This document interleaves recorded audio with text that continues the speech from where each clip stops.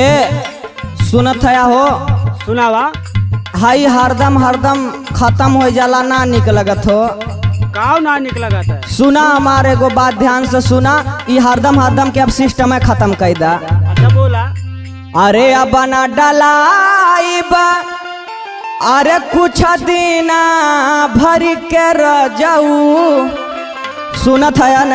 सुना था बतावा। अरे अब ना डलाइबा, अरे कुछ दिना भर के रह जाऊ।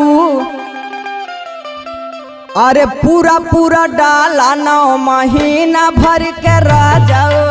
पूरा पूरा डाला 9 महीना भर के रह जाओ। पूरा पूरा डाला 9 महीना भर के रह जाओ। महीना भर के रह जाओ। महीना भर के रह जाओ। पूरा पूरा डाला 9 महीना भर के रह जाओ। पूरा पूरा डाला 9 महीना भर के रह जाओ। हरदम हरदम लेके जइबा त कहबा एकदम 28 दिना करौली तो एकदम 56 दिना करौली। ई ना अच्छा लगत। एक्का दाई रिचार्ज करावा कि 8-9 महीना चले। सुना अच्छा अच्छा। जब जब रही ता काला में हम हो। जब जब रही काला में हम हो। जब जब रही काला में हम हो। आचके में हो जाला राजा जी खत्म हो। आचके में हो जाला राजा जी खत्म हो। आचके में हो जाला राजा जी खत्म हो। रही जाला तब मोर जिया जर के रह जाऊ। रही जाला तब मोर जिया जर के रह जाऊ। पूरा पूरा डाला 9 महीना भर के रह जाऊ। पूरा पूरा डाला 9 महीना भर के रह जाओ। पूरा पूरा डाला 9 महीना भर के रह जाओ। महीना भर के रह जाओ। महीना भर के रह जाओ। पूरा पूरा डाला 9 महीना भर के रह जाओ। पूरा पूरा डाला 9 महीना भर के रह जाओ।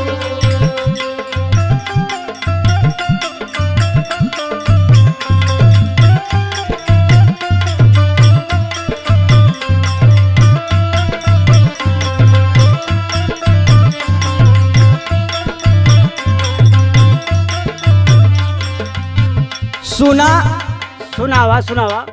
रही जाइला हमारा जा छछनाई के। नहीं जाएगा जरा जरा छछनाई के। नहीं जाएगा राजा हम छछनाई के।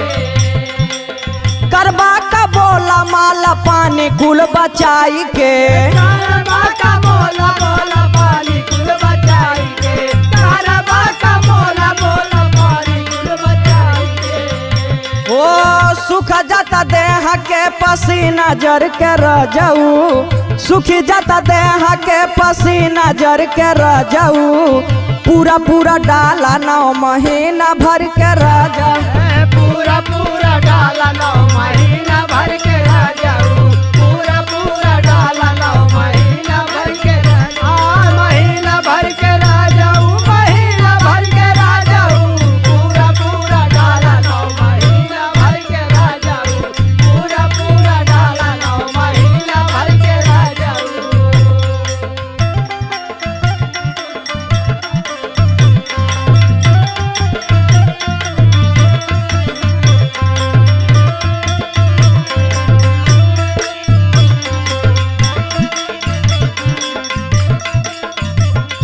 हे राजा जी सुना बोला।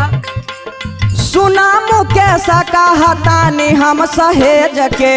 कहानी सहेज के हो कहानी सहेज के। कहानी सहेज के हो कहानी सहेज के। मुन्ना संदीप डाल दी है घर भेज के। दिया घर भेज के हो दिया घर भेज के। दिया घर भेज के हो दिया घर भेज के। करी गलत हम कभी ना घर के रह जाऊ। करी गलत हम कभी ना घर के रह जाऊ। पूरा पूरा डाला 9 महीना भर के रह जाऊ।